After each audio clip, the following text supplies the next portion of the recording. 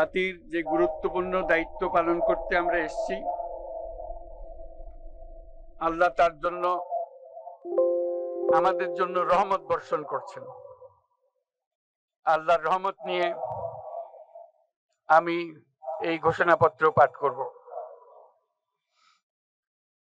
বিসমিল্লাহির রহমানির রহিম। যেহেতু উপনিবেশ বিরোধী লড়াইয়ের সুদীর্ঘকালের ধারাবাহিকতায় এই ভূখণ্ডের মানুষ দীর্ঘ 23 বছর পাকিস্তানের স্বৈরশাসকদের বঞ্চনা ও শোষণের বিরুদ্ধে রুখে দাঁড়িয়েছিল এবং নির্বিচার গণহত্যার বিরুদ্ধে গণপ্রতিরোধ গড়ে 1971 সালে 26শে মার্চ স্বাধীনতা ঘোষণা করে রক্তক্ষয়ী মুক্তিযুদ্ধের মাধ্যমে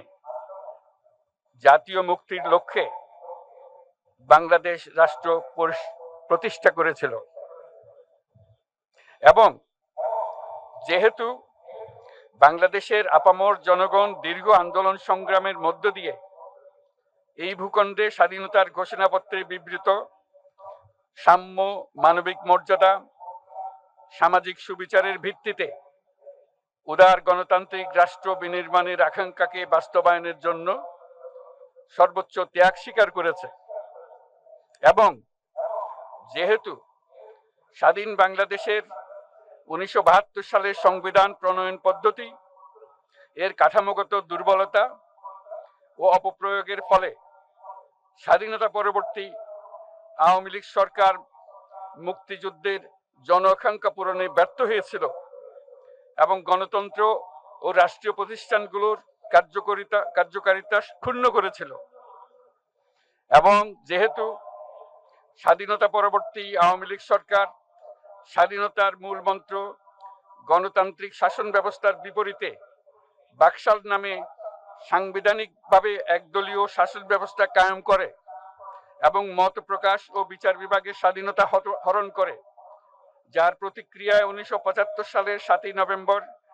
দেশের সিপাহী জনতার ঐক্যবদ্ধ বিপ্লব সংগঠিত হয় এবং পরবর্তী সময়ে একদলীয় বাকশাল পদ্ধতির পরিবর্তে বহুদলীয় গণতন্ত্র, মত প্রকাশ ও বিচার বিভাগের স্বাধীনতা পুনঃপ্রবর্তনের পথ সুগম হয়। এবং যেহেতু 80-র দশকে সামরিক স্বৈরশাসনের বিরুদ্ধে দীর্ঘ 9 বছর ছাত্র জনতার অবিরাম সংগ্রামের মধ্য দিয়ে 1990 সালে গণ অভ্যুত্থান সংগঠিত হয় এবং 91 সনে পুনরায় সংসদীয় গণতান্ত্রিক শাসন ব্যবস্থার প্রবর্তন করা হয়,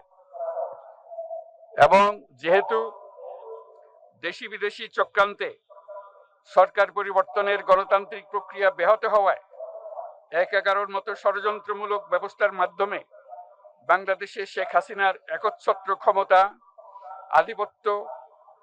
এবং ফেসিবাদের পথ সুগম করা হয়। যেহেতু দীর্ঘ 16 বছরের ফেসিবাদী অগণতান্ত্রিক গণবিরোধী শাসন ব্যবস্থা কায়েমের লক্ষ্যে এবং একদলীয় রাষ্ট্র ব্যবস্থা প্রতিষ্ঠার অতি উগ্র বাসনা চরিতার্থ করার অভিপ্রায়ে সংবিধানে অবৈধ অগণতান্ত্রিক পরিবর্তন করা হয়, যার ফলে একদলীয় একচ্ছত্র ক্ষমতা ও আধিপত্য প্রতিষ্ঠার পথ সুগম হয়। এবং যেহেতু শেখ হাসিনার আওয়ামী লীগ সরকারের দুঃশাসন, গুম খুন, আইন বহির্ভূত হত্যাকাণ্ড, মত প্রকাশের স্বাধীনতা হরণ এবং একদলীয় স্বার্থে সংবিধান সংশোধন ও পরিবর্তন বাংলাদেশের সকল রাষ্ট্রীয় সাংবিধানিক প্রতিষ্ঠানসমূহকে ধ্বংস করে, এবং যেহেতু হাসিনা সরকারের আমলে তারই নেতৃত্বে একটি চরম গণবিরোধী, একতান্ত্রিক ও মানবাধিকার হরণকারী শক্তি বাংলাদেশকে একটি ফেসিবাদী, মাফিয়া এবং ব্যর্থ রাষ্ট্রের রূপ দিয়ে আন্তর্জাতিকভাবে বাংলাদেশের ভাবমূর্তি ক্ষুণ্ণ করে, এবং যেহেতু তথাকথিত উন্নয়নের নামে শেখ হাসিনার ফেসিবাদী নেতৃত্বে সীমাহীন দুর্নীতি, ব্যাংক লুট, অর্থ পাচার ও অর্থনৈতিক প্রতিষ্ঠানগুলিকে ধ্বংসের মধ্যে দিয়ে বিগত পতিত দুর্নীতিবাজ আওয়ামী লীগ সরকার বাংলাদেশ ও এর অমিত অর্থনৈতিক সম্ভাবনাকে বিপর্যস্ত করে তোলে এবং পরিবেশ, প্রাণ বৈচিত্র্য ও জলবায়ুকে বিপন্ন করে। এবং যেহেতু শেখ হাসিনার ফ্যাসিস্ট সরকারের বিরুদ্ধে রাজনৈতিক দল, ছাত্র শ্রমিক সংগঠন সহ সমাজের সর্বস্তরের জনগণ গত প্রায় 16 বছর যাবৎ নিরন্তর গণতান্ত্রিক সংগ্রাম করে জেল জুলুম, হামলা মামলা, গুম খুন ও বিচার বহির্ভূত হত্যাকাণ্ডের শিকার হয়। এবং যেহেতু বাংলাদেশে বিদেশি রাষ্ট্রের অন্যায় প্রভুত্ব, শোষণ ও খবরদারিত্বের বিরুদ্ধে এদেশের মানুষের ন্যায়সঙ্গত আন্দোলনকে বহিঃশক্তির তাবেদার আওয়ামী লীগ সরকার নিষ্ঠুর শক্তি প্রয়োগের মাধ্যমে দমন করে। এবং যেহেতু অবৈধভাবে ক্ষমতা অব্যাহত রাখতে আওয়ামী লীগ সরকার 3টি প্রহসনের নির্বাচনে এর জাতীয় সংসদ নির্বাচন এদেশের মানুষকে ভোটাধিকার ও প্রতিনিধিত্ব থেকে বঞ্চিত করে। যেহেতু আওয়ামী লীগ আমলে ভিন্ন মতের রাজনৈতিক নেতাকর্মী, শিক্ষার্থী, তরুণদের নিষ্ঠুরভাবে নির্যাতন করা হয় এবং সরকারি চাকুরিতে একচেটিয়া দলীয় নিয়োগ এবং কোটাভিত্তিক বৈষম্যের কারণে ছাত্র, চাকুরি প্রার্থী, নাগরিকদের মধ্যে চরম ক্ষোভের জন্ম হয়। এবং যেহেতু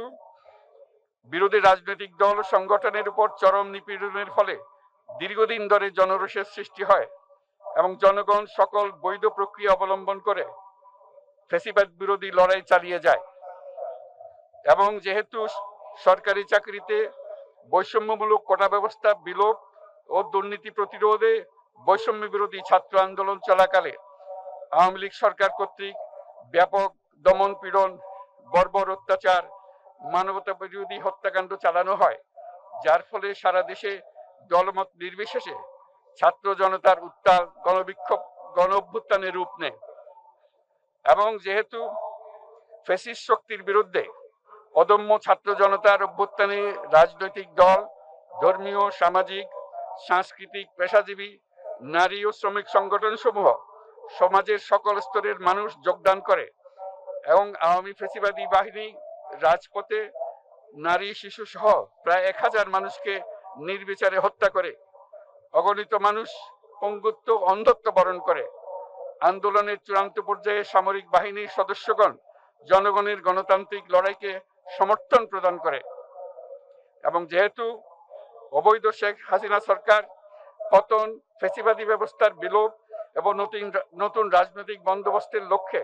বৈষম্য বিরোধী ছাত্র আন্দোলনের ডাকে জনগণ অসহযোগ আন্দোলন শুরু করে, পরবর্তী সময়ে 5ই আগস্ট ঢাকা অভিমুখে লং মার্চ পরিচালনা করে এবং ফ্যাসিবাদ বিরোধী আন্দোলনরত সকল রাজনৈতিক দল, ছাত্র জনতা তথা সর্বস্তরের সকল শ্রেণীর, পেশার, আপামর জনসাধারণ তীব্র আন্দোলনের চূড়ান্ত পর্যায়ে গণভবনমুখী জনতার উত্তাল যাত্রার মুখে ফ্যাসিস্ট হাসিনা 5ই আগস্ট 2024 তারিখে পদত্যাগ করে দেশ ছেড়ে পালিয়ে যেতে বাধ্য হয়। এবং যেহেতু রাজনৈতিক ও সাংবিধানিক সংকট মোকাবেলায় গণ অভ্যুত্থানের মধ্য দিয়ে ব্যক্ত জনগণের সার্বভৌমত্বের প্রত্যয় ও প্রয়োগ রাজনৈতিক ও আইনি উভয় দিক থেকে যুক্তিসঙ্গত, বৈধ ও আন্তর্জাতিকভাবে স্বীকৃত। এবং যেহেতু জনগণের দাবি অনুযায়ী এরপর অবৈধ দ্বাদশ জাতীয় সংসদ ভেঙে দেওয়া হয় এবং সংবিধানের 106 অনুচ্ছেদ অনুসারে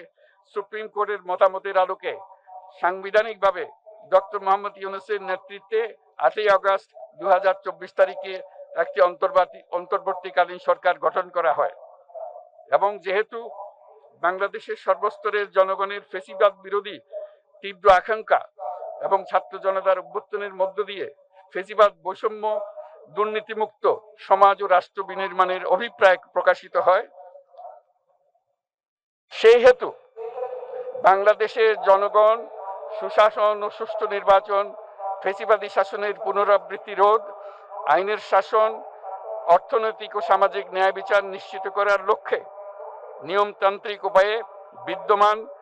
সংবিধান ও সকল রাষ্ট্রীয় সাংবিধানিক প্রতিষ্ঠানের গণতান্ত্রিক সংস্কার সাধনের অভিপ্রায় ব্যক্ত করে।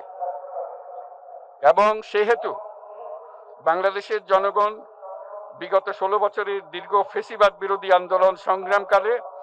এবং 2024 সালের জুলাই গণঅভ্যুত্থানকালীন সময়ে ফ্যাসিস্ট আওয়ামী লীগ সরকার কর্তৃক সংগঠিত গুম খুন, হত্যা, গণহত্যা, মানবাধিকার বিরোধী অপরাধ ও সকল ধরনের নির্যাতন, নিপীড়ন ও রাষ্ট্রীয় সম্পত্তি লুণ্ঠনের অপরাধ সমূহের দ্রুত উপযুক্ত বিচারের দৃঢ় অভিপ্রায় ব্যক্ত করছে। সেহেতু বাংলাদেশের জনগণ জুলাই জনগণের সকল শহীদদের জাতীয় বীর হিসেবে ঘোষণা করে শহীদদের পরিবার, আহত যোদ্ধা এবং আন্দোলনকারী ছাত্র জনতাকে প্রয়োজনীয় সকল আইনি সুরক্ষা দেওয়ার অভিপ্রায় ব্যক্ত করেছে।